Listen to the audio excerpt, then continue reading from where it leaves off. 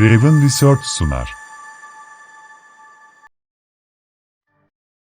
Bugün, şirketlerin finansal sağlıklarını değerlendirmek için kullanılan temel analiz tekniklerine odaklanacağız.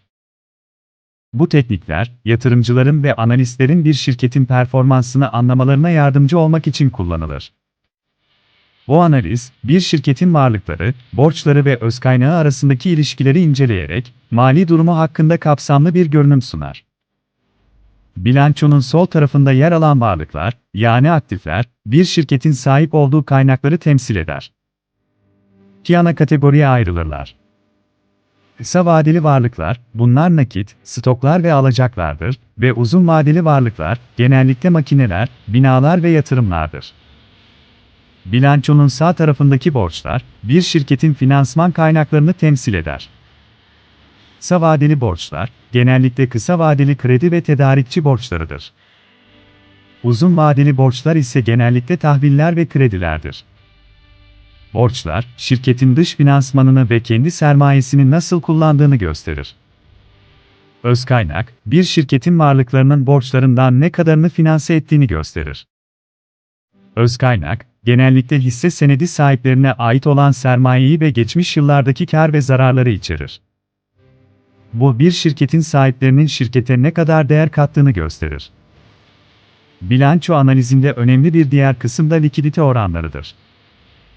Bunlar, bir şirketin kısa vadeli borçlarını ödeyebilme yeteneğini gösterir. İki temel likidite oranı, kısa vadeli varlıkların kısa vadeli borçları oranı, yani cari oran ve nakit ve benzeri varlıkların kısa vadeli borçları oranı, yani hızlı orandır. Bilanço analizi ayrıca finansal kaldıracı değerlendirmek için kullanılır. Finansal kaldıraç, bir şirketin borçlarını ne kadar kullandığını ve özkaynağı üzerindeki etkilerini inceler. Yüksek finansal kaldıraç, yüksek risk ve yüksek getiri potansiyeli anlamına gelebilir. Net çalışma sermayesi, bir şirketin kısa vadeli varlıklarının kısa vadeli borçlarından ne kadar fazla olduğunu gösterir.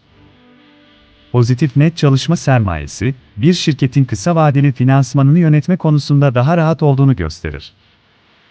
Bilanço analizi, bu faktörleri bir araya getirerek bir şirketin mali sağlığını değerlendirmek için güçlü bir araç sunar. Ancak, bu analizlerin yorumlanması ve doğru anlaşılması önemlidir. Her şirketin sektöre göre farklılık gösterdiğini unutmamalı ve bu nedenle genel sektör koşulları da dikkate alınmalıdır. Şimdi de gelir tablosu incelemesine bir göz atalım. Gelir tablosu, bir şirketin belirli bir dönemdeki gelir ve giderlerini gösteren kritik bir finansal tablodur. Gelir tablosunun en üst kısmında genellikle satış gelirleri bulunur. Bu, bir şirketin ürün ve hizmet satışlarından elde ettiği toplam geliri gösterir. Satış gelirleri, şirketin ana faaliyetlerinden kaynaklanan gelirleri temsil eder. Brüt kar, satış gelirlerinden maliyetleri çıkardıktan sonra kalan miktarı gösterir. Maliyetler genellikle üretim maliyetleri, malzeme maliyetleri ve işçilik maliyetlerini içerir. Brüt kar, bir şirketin temel faaliyetlerinden ne kadar kar elde ettiğini gösterir. Faaliyet giderleri, bir şirketin günlük işletme faaliyetlerini yürütme maliyetlerini içerir. Bunlar genellikle pazarlama, araştırma ve geliştirme, yönetim giderleri ve satış maliyetlerini içerir.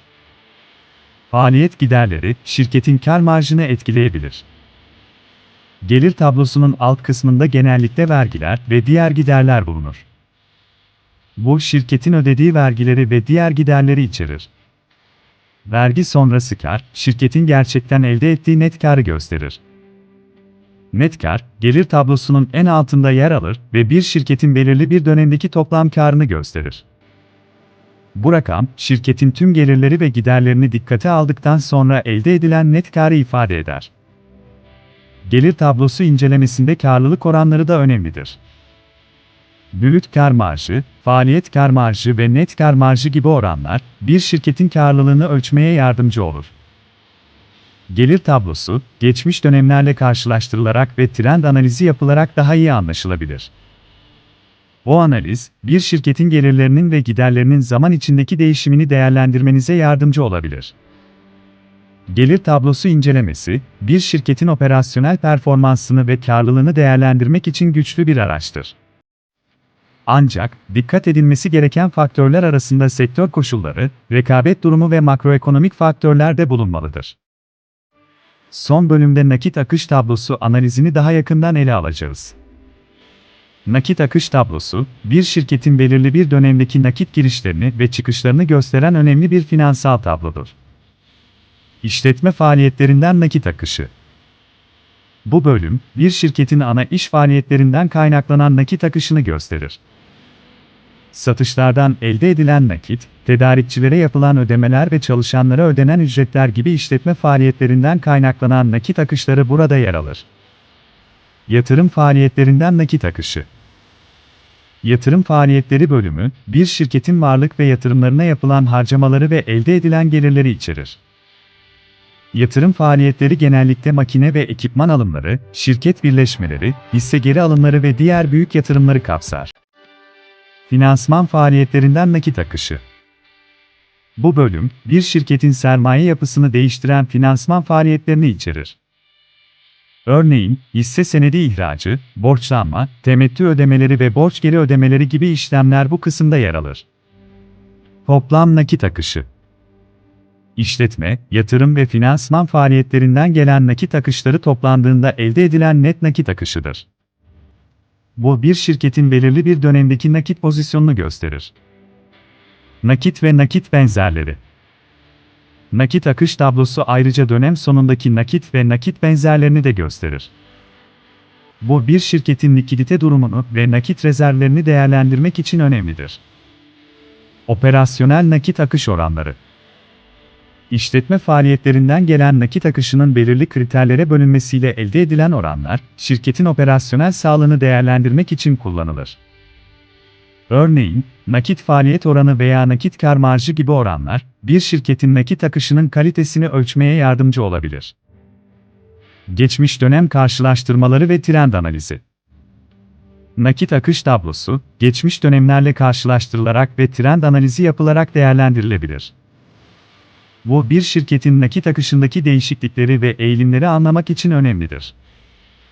Nakit akış tablosu analizi, bir şirketin likiditesini, nakit yönetimini ve finansal esnekliğini değerlendirmek için önemli bir araçtır. Ancak, diğer finansal tablolar ve bağlam da dikkate alınarak yapılmalıdır.